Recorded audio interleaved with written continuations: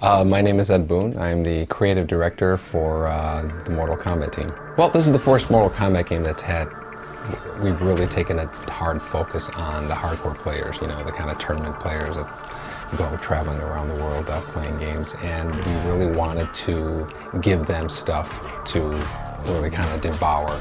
And in doing so, we've had to actually get some tournament players into our studio and, you know, have them just beat on the game and finding, like, you know, little one frame windows where they can, you know, pull off a special move where they shouldn't be able to, or, you know, opening opportunities for them to do it. And so it's getting those hardcore guys into the studio has been a big help in getting us, you know, the balance in the game for those guys. We've always, like, the stuff that was been kind of well received, we've always wanted to kind of bring over. And so, like in Mortal Kombat vs. DC, we had these enhanced super moves that were, like, triggered off by a little bit more complicated special move, but some players couldn't do them. You know, they were just a little bit difficult to perform. And then we also had like breakers from Mortal Kombat Deception, and so we have this meter that that lets us regulate it. So we make it a lot easier to do an enhanced move, but we don't let a player spam it, basically, so that the restriction is on the super meter. So you can use a few of them up and then use it all up, or you can save it to the big kind of crazy X-ray move, or you can do kind of your standard breaker, which will take two little segments from it. So that meter is really our way of kind of balancing and keeping in control. Yeah, some of the characters are a little bit more direct translations from the 2D days. You know, I think Sector, Cyrax, you know, they have, you know, the net, the bombs, the teleport, and all that. And then other characters, they have kind of different spins on their moves. So, you know, Sonya's always had this kind of square wave move that's, you know, since the beginning of time. And now it's more of like an arcing move, and it has a lot of the same functionality, but it also has more of a downward attack as well. So it actually has two functions, you know, it has players jumping at you, you can get them, and then also going over a projectile and hitting somebody. So Sonya and Katana, they both, you know, they have kind of like some of the basic signature moves, but Katana feels a little bit more like MK2 Katana, you know, kind of like the crazy corner somebody and do outrageous damage in the corner.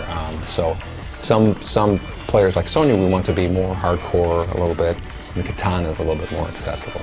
We have various training modes in the game, you know, kind of like a fighting training mode, and this is the first time we have a fatality training mode, so you can sit there in a, you know, controlled environment without a gun to your head and without a timer ticking away, and it's going to display what the character's fatality move is.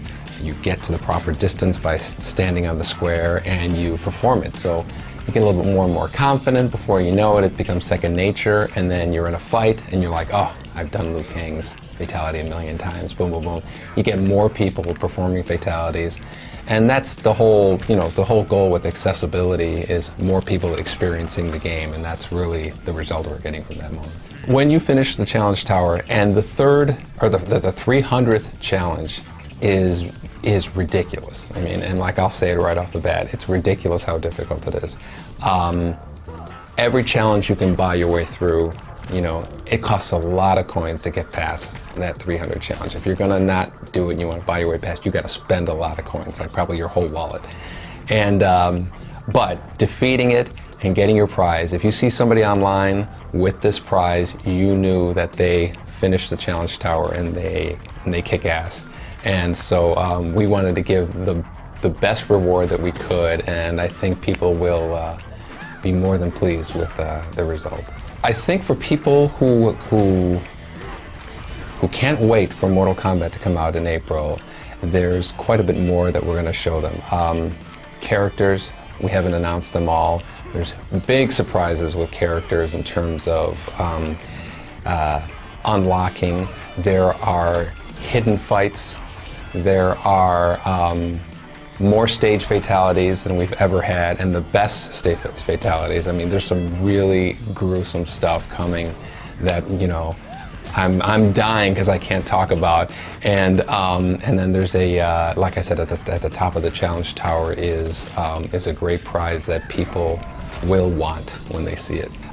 We have a retail truck tour that's going to be driving all over the United States, stopping at cities like Chicago, Los Angeles, at certain retailers, and it's going to be giving people another peek at Mortal Kombat, all the hidden features and new content that we're going to be showing in the game. We are really excited about it. I'm going to be appearing at one or two of them, and we can't wait to see how people react. Mortal Kombat is coming out April 19th on the PlayStation 3 and Xbox 360.